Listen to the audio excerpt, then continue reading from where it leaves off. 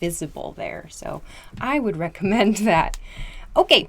We're going to start in just a couple minutes. Oh, we're starting now. Oh, we have started. Hi, everybody. Welcome back to this week's live stream.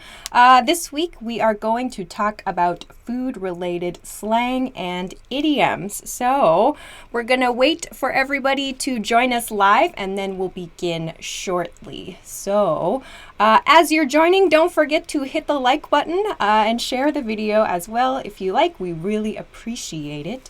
Control desk, which camera should I be looking at today? The main camera? Is that right? Yep, okay, that guy. Good. We have lots of new cameras, lots of new things going on. If you haven't seen it, by the way, on the YouTube channel now, there's a high definition, an HD version of the live stream. So you can check that out for a little bit clearer picture, I think. Yeah, so we're shifting away from the webcam. We have some other stuff instead. So you can watch us on Twitter, Facebook, and Instagram, and YouTube, and I think that's it now. So lots of different opportunities, I think. Anyway, yes, today is food-related slang and idiom. So while we wait for everybody to join us today, hi everybody, I see you on YouTube chat. While we wait for everyone to join us today, a couple just quick announcements.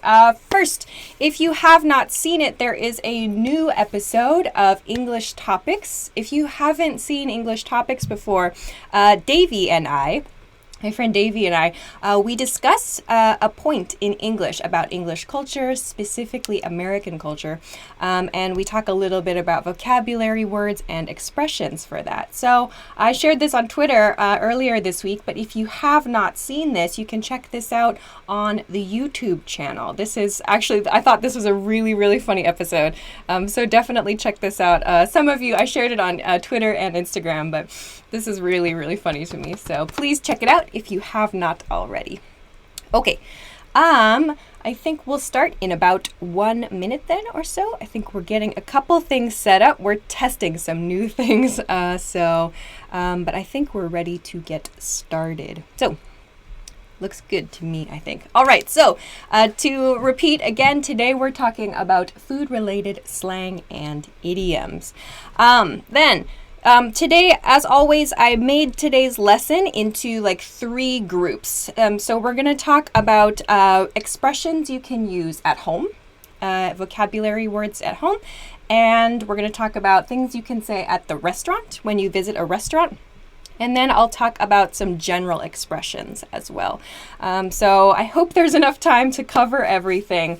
We'll see, but let's begin. Let's start then today with the expressions you can use at home. Expressions you can use at home. So before I begin, I want to mention not all of these expressions are slang, or not all of these expressions are idioms. Some of these are just more casual words that you can use to talk about food or to talk about eating. So I want to begin with this side. Let's start over here today. Today, let's begin with words you can use when you are cooking. So I want to start with these first two. These two, to whip up and to cook up. To whip up and to cook up. This one, to whip up, if you don't know this verb, to whip, it means like to make this motion. For example, if you're making eggs, or if you're maybe making like a cream or something like that. Whipping is this motion. So when you say, I'm going to whip up something, it means you're going to cook something quickly. Something that's kind of easy, something that's fast, that you can make quickly. That's when we use this expression, to whip up, to whip up.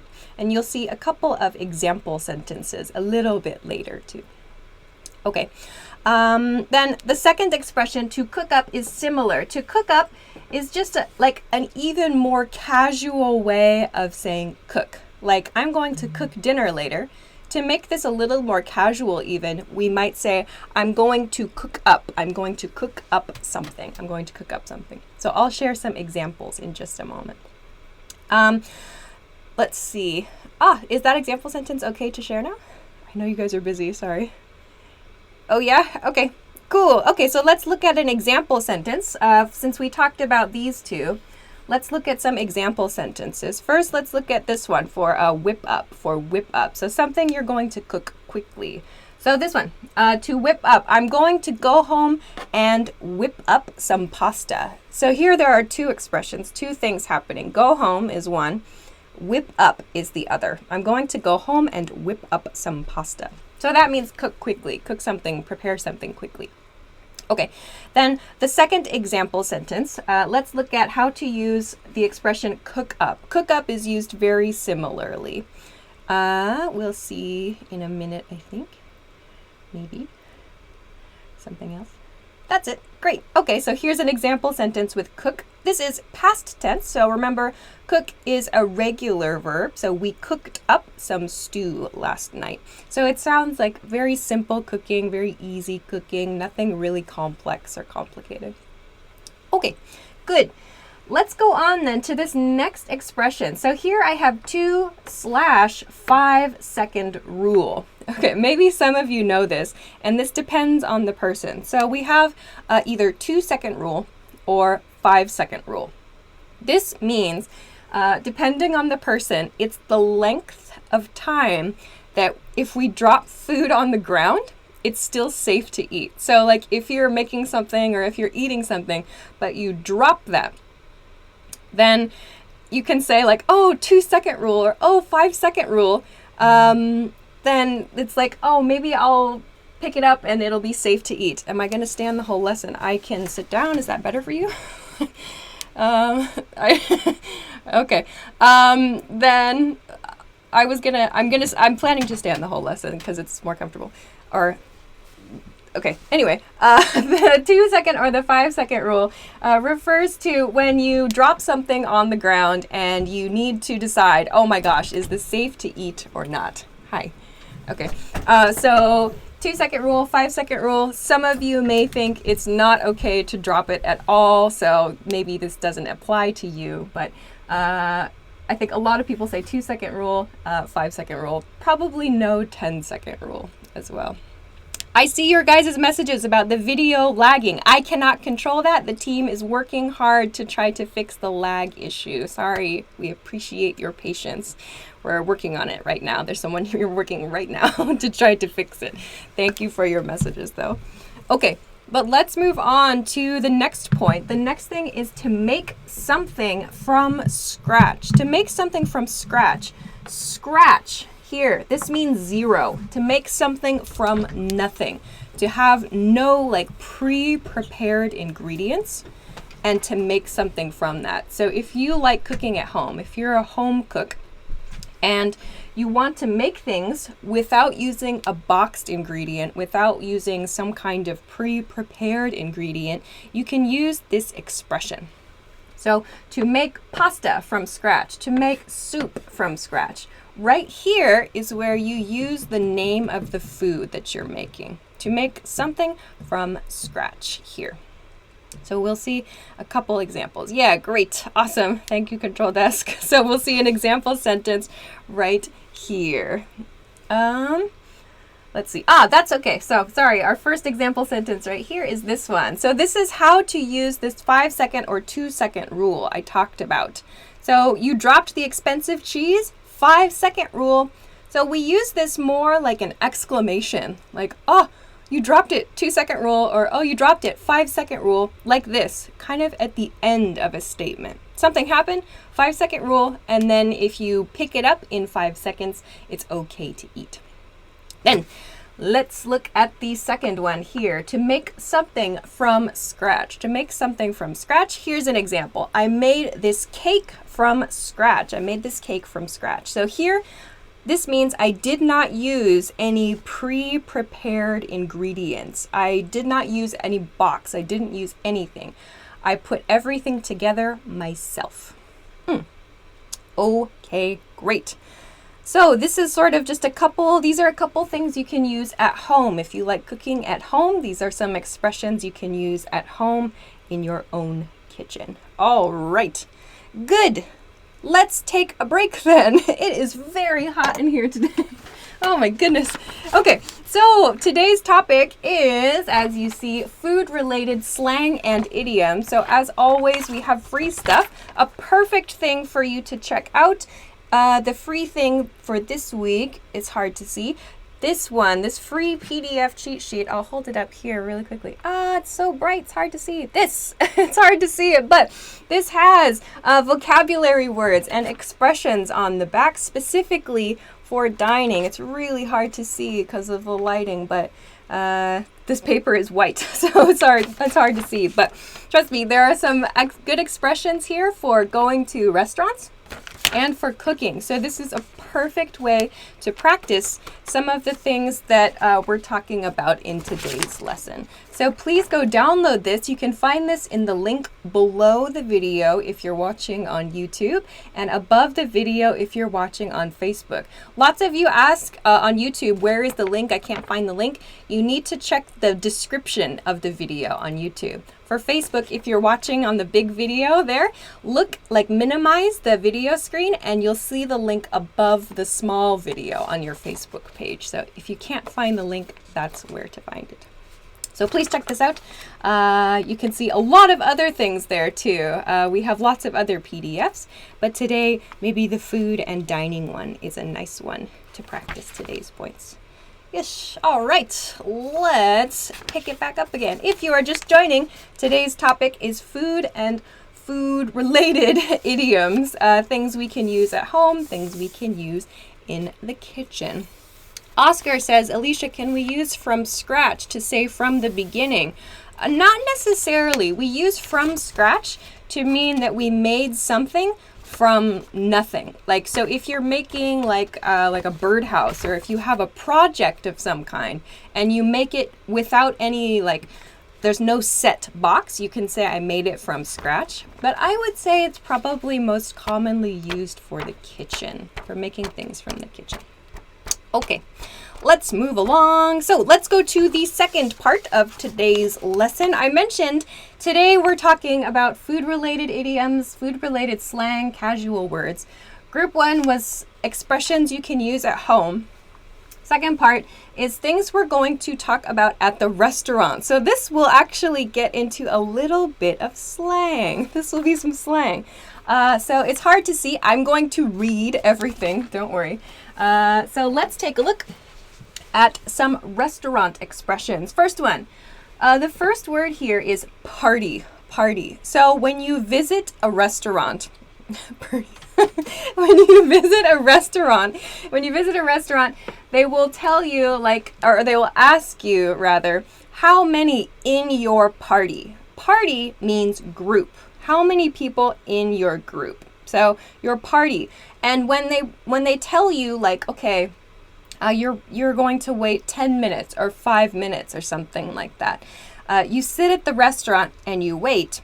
When they call you, they say your name plus the party number. So for example, we'll see here in just a second. I used one of our team members' names here. Meg, party of 3. So this, you will hear this at a restaurant when you have been waiting for your table and they call you. So if it's me, they would say Alicia, party of 5. Party of 5 means 5 people, group of 5 people. If it's my friend Meg, they might say Meg, party of 3. So party means number of people, like the number of people in your group. And then we follow it with of and the number in your group. So this is quite common. The restaurant staff might also ask you, how many people in your party? How many people in your party? Yes, some of you might know Party of 5, very famous show, Party of 5. Okay, good. Let's see. Someone on Facebook asked a very complex question about tenses. Right, today's lesson is about a different topic. Please send other questions to Ask Alicia. That's perfect for Ask Alicia. Today, this is the topic.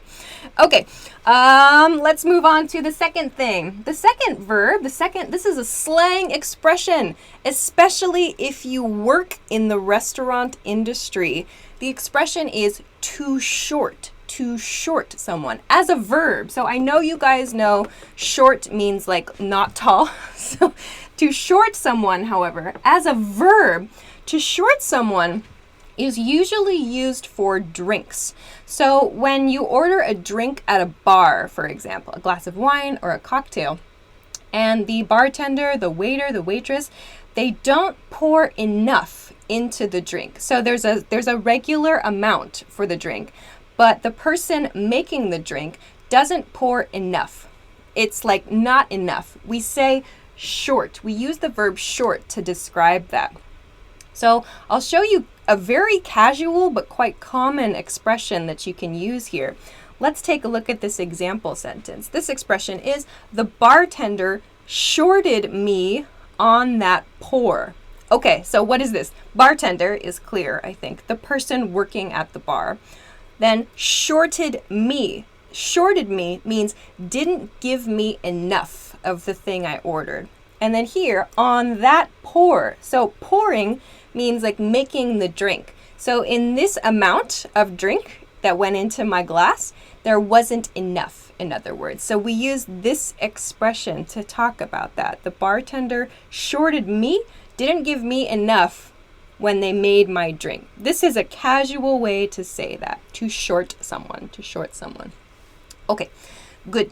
Then let's move on to another restaurant industry word. If you work in kitchens, maybe you know this word. The expression is to stiff, to stiff. So again, stiff is an adjective that we use to mean like tough or tense, for example. But to stiff as a verb, to stiff means to leave a restaurant without paying, or you leave a bar and you don't pay the bill. So this is more an expression the restaurant staff might use, but if you get in trouble, you might hear this expression. So to stiff. So let's look at an example of how to use the word stiff as a verb. Let's take a look. Here, thank you. Those kids stiffed us. Those kids stiffed us. So here, stiff is used as a regular verb, so we use ed at the end. Those kids stiffed us means those kids left and they didn't pay us, the restaurant staff. So this is a sentence that staff at the restaurant would probably say. Those kids stiffed us. Those kids stiffed us. They did not pay their bill. Okay. Let's see. Flower Road on YouTube says the chef shorted me on that serve. Actually, we would not say that. No. We use pour, as I talked about in that example sentence, but the chef shorted me on that serve. We probably wouldn't say that. You might just say I got shorted on this portion or some. I feel like we tend to use short more for drinks, actually. We don't get very specific with other uses of short. You could just say, I got shorted, for example. Like, it's not enough, in other words. Okay. Good. The Vanilla Whale says, I'm American. I've never heard that sentence in my life, or the word stiffed. Really? Okay. Yeah, these are some restaurant industry words, I think. Okay. Good. Those kids left without paying. Yes, that's what stiffed means. That's what stiffed means. Okay, good. Good. Then let's move along to the last one for the restaurant list. And you might hear this in other service situations. The expression is to upsell, to upsell. So we have here two kind of parts to this verb, up and sell. So up and sell something for money. This means to suggest a higher priced item, to suggest a higher priced item. So if you're debating, like there's a cheap glass of wine and a more expensive glass of wine, the waiter or waitress might upsell you, try to convince you, like push you to buy the more expensive item. That's called upselling, to upsell someone. Okay.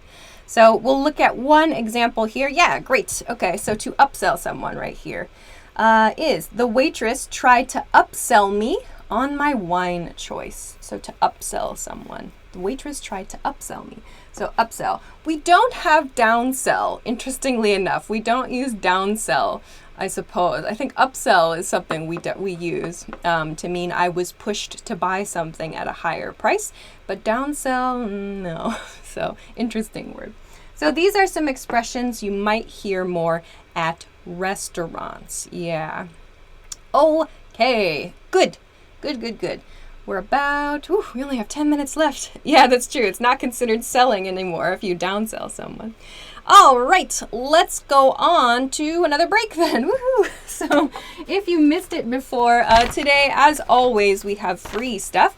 I was thinking it's hard to see from here, but it's also hard to see up here. This Dining Like a Champ cheat sheet PDF, it is free from the website, from EnglishClass101.com. This has, of course, some food-related vocabulary words and images. You can check the pictures here and the vocabulary words. Also, there are some great expressions for like complimenting food or criticizing food. I know it's hard, you can't see this very clearly, but you can look at it on the screen right now. There are some other ones available too, so you can check out other topics as well. But for the dining one, you can find some vocabulary words for making requests at the restaurant, finding foods that you like at restaurants, and also an important one maybe is talking about your allergies, how to talk about allergies. Adriel Star on YouTube, what is the opposite of upsell? There's not an opposite of upsell. We talked about that. There's no downsell. We don't use downsell. So we don't really say that. Okay, let's move along then. Let's move along. Yeah, it's just normal selling, Upsell. Jamil says upsell or up space sell. No space, upsell. No space there. Upsell, one word to upsell someone. All right, let's move along then. Let's move along to the third topic today. Again, if you are just joining us, today's topic is food-related slang, idioms, and some casual expressions for food and dining. Topic 1, food-related expressions at home. Topic 2 was restaurant-related expressions. Let's move along to some general words you can use for eating. Eating and other things. Okay, first one. Maybe you have seen this on the internet. I've put it in parentheses here. This is nom, nom, N-O-M, nom. Okay, so this is an expression. It mimics the sound of eating. Nom is like a very casual way to make a sound similar to like an excited, enthusiastic eating sound. Nom. So sometimes we say nom all together, but in a lot of cases, we just use nom. So if you see like on Instagram, for example, someone posts a picture of like delicious looking food, you might see in the comments, someone writes nom. Like it means like delicious or that looks great. I want to eat that. Nom is what that is. So that means like casually, it looks delicious or I'm imagining eating that enthusiastically. So nom is a good one. Nom you can use too. This sounds extremely casual, kind of childish, so don't use this at work. This is very casual situations only. Okay, let's go along. Oh, good, example sentence, thank you. So here, if you were watching a couple weeks ago, OMG, oh my God, that chicken you posted on Instagram, nom. So here it's in caps, all capital letters. That chicken you posted on Instagram, nom, like it looks really, really good. I'm talking about something that you shared on Instagram last week. This is how you might use it. Very, very casual. Okay, let's go on to the next one, maybe a very important one. There are two words here. It's hard to see, I know, so I'll read it.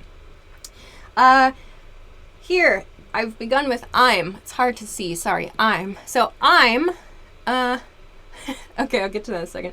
I'm full, or I'm stuffed. I'm full or I'm stuffed. So these two expressions, I'm full, I'm stuffed, mean I cannot fit anything else in my stomach. My stomach has no more space in it. This is a busy life, yeah. So I'm so full, I'm so stuffed. So full is kind of, I would say, a slightly more polite way to express it. Stuffed is like, I can't move. It's like, it's really, really full. I can't do anything else anymore. All right. So, yeah, I feel like a turkey, says producer. I feel like a turkey. Like you're stuffed like a turkey. You're so full, you can't fit anything else in.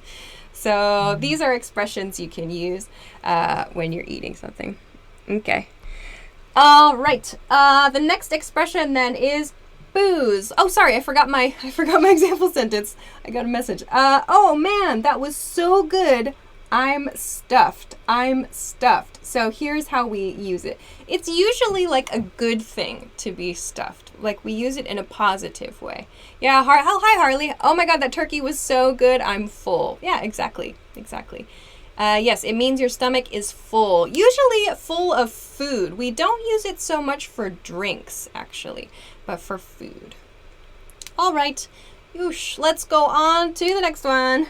Important, perhaps. The word is booze. Booze. This is a slang word which means alcohol. Booze means alcohol. It sounds very like rough, kind of casual. Booze. So we use it in casual situations only. You might know this expression. BYOB. Sorry, hard to see. BYOB. BYOB is common on party invitations. Party invitations sometimes say BYOB, which means bring your own booze. Bring your own booze to the party, or bring your own beer, perhaps. But this means please bring your own alcohol to the party. If you see this on a party invitation, it means you should prepare your own drinks. So booze means alcohol. Example, this one. Can you pick up some booze on your way home? Can you pick up some booze on your way home? So meaning, can you get some alcohol? Can you get some alcohol to drink? It is a request. Okay. Extreme English, just for food, or can it be for drink? Which one do you mean? If you're talking about full or stuffed is typically for food, actually. We don't use this so much for drinks, though drinks can be involved. Good. Creoleta on Facebook. Careful, not bronze, but booze. B-O-O-Z-E. Not bronze, booze. No R there. Okay. Onward. Next one. Maybe you've seen this one on the internet. This is the key part here. This word is munchies. Munchies. The spelling is M-U-N-C-H-I-E-S. Munchies. And I have here in parentheses, I have got munchies. So, munchies alone, this word can refer, it means like snacks. Let's get munchies. I want some munchies. It means snacks. So to munch is a verb, to munch. This part here, up to the H. To munch is like a casual verb that we use to mean to snack, like to eat light things. So munchies are snacks. So this is like the plural form. You can imagine munchies is snacks. If you say, though, I've got munchies, or I've got the munchies also, it means I want to eat snacks. I don't want to eat like a big meal. I just want to eat a bunch of snacks. So this happens to me a lot. So let's look at an example sentence then with munchies, please. Good, perfect, thank you. So I've got, as I said, I've got the. People will sometimes use this form, this I've got the munchies, because the munchies is like a very commonly, like a very common feeling, I think, to want to eat just some snacks. So I've got munchies, or I've got the munchies. Let's go to the store. Like, let's go to the store to get some snacks. So munchies is a great word to know. Munchies, yes, to munch something. Okay, good. Let's move along. This is another important one. Actually, I talked about this in an episode of Ask Alicia too. This is a set phrase here. This is important. The store. So this is a set phrase. When this is an American English point too, I think. The store. When we talk about going to the supermarket to go shopping for food, to get drinks, for everyday items, we don't usually say, I'm going to the supermarket. I'm going to the grocery store. Well, maybe we do. But in many, I would say arguably in most situations, we say the store. The store. When we say the store, it means supermarket. Like, I'm going to the store. Do you need anything from the store? That's our example sentence here. Do you need anything from the store? Always with the article the. So the store means the store in your neighborhood where all of the everyday items are, where everything you need for your kitchen or for your life, those small everyday things. That's the store. So we always say, I'm going to the store. Do you need anything from the store? That's the expression we use. I would not use supermarket. Supermarket is not wrong, but if you want to sound more natural, use the store. This is an American English point, like I said. If you prefer British English, I believe British English uses shop more than store. So an interesting point there. Okay, good. Let's go on to last one. Oh gosh, I guess I should make this the last one. I had other things too, but out of time. All right, for a last maybe point for hamburger fans, hamburger, cheeseburger, burger, sandwich fans, the expression here, key expression is fixings. Fixings, specifically all the fixings. Fixings means toppings. So if you like hamburgers or cheeseburgers or sandwiches, whatever, toppings are like cheese, lettuce, tomato, bacon, avocado, lots of sauce, for example. Fixings means toppings. If you say all the fixings, it means you want all the toppings on your sandwich, all the toppings on your burger. So fixings means toppings. This is a slang expression. Example then. A burger with all the fixings sounds good. You might also hear a burger with all the fixins, like the G sound is dropped. A burger with all the fixins sounds good. So fixings means toppings. It's a good one. Sounds delicious. I'm getting hungry. Okay, so this is a burger expression or a sandwich expression.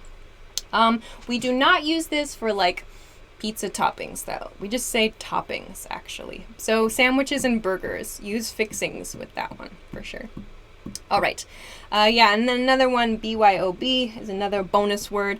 One more, I'll end today just because it's a quick point. Is depending on the part of the USA you visit, or depending on other things. Ooh, that's quite small. There are 3 words we use for carbonated drinks. They are soda. Soda is one, S-O-D-A. Soda. There's also pop, P-O-P. And finally, there is Coke, or cola as well, I think. Soda, pop, and Coke. There are a lot of words. Oh, thank you. Perfect. Thank you. There are a lot of words that we use to talk about carbonated drinks. Carbonated drinks means drinks that have bubbles in them. Bubbles, lots of little bubbles. So fizzy drinks. Yeah, fizzy drinks. Oh, fizzy. That's a good word too. I'll add that here.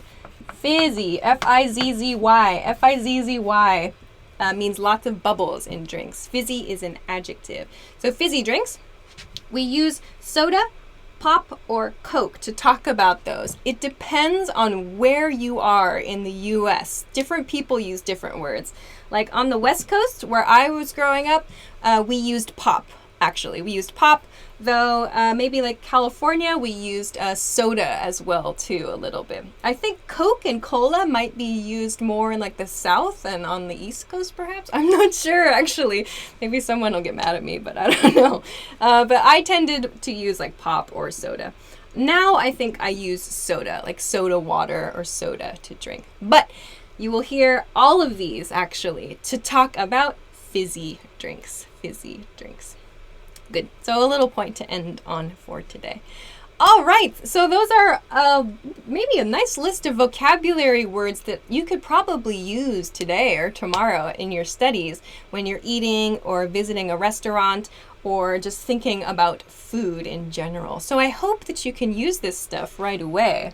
It's good stuff to know, I think. All right, Washington, you're late. I saw it. Oh no. Okay. But we have to finish up there for today. We're out of time. Oh no. So thanks very much as always for joining us. We'll be back next week, of course, at the same time, same channel. Next week will be June 13th, Wednesday, June 13th at 10 p.m. Eastern Standard Time. Our topic will be English proverbs. English proverbs. So I'm going to choose a few kind of common and hopefully useful proverbs, and we'll talk a little bit about them, when to use them, and what they mean. So please join us next week for English proverbs, 10 p.m. Eastern Standard Time. That is New York City time, Wednesday night, 10 p.m. Please Google your local time if you don't know what time that is. Please check that out. Everything else? Did I say everything I need to say? I don't know. Oh yeah, check out, make sure to download this week's free PDF, this dining cheat sheet. It has lots of really, really good vocabulary words and expressions for eating at restaurants and for cooking. So please check the link below the video on YouTube. The link is in the YouTube description box. Check the YouTube description box. On Facebook, if you're watching on Facebook, make sure you're looking at the small video on your feed, and the link is above the video. Please check there. If you're watching elsewhere, should be somewhere near there. On Instagram, go check YouTube or Facebook. Okay, so next week will be English proverbs. English proverbs will be next week's lesson. So, thanks very much, as always, for joining us. Please make sure to like the video if you haven't already, but thank you so much for liking and sharing and for sending your great questions and comments. Very helpful. If you have other questions, also, please send those to Ask Alicia. That would be perfect. So then I can find them all and try to answer them in a video. So please make sure to send your questions there. And yes, we are working on improving our live stream too, so thanks so much for your patience as well. But anyway, we'll finish there for today. So have a good day, have a good night, enjoy the rest of your week, and I will see you again next time. Okay, bye-bye.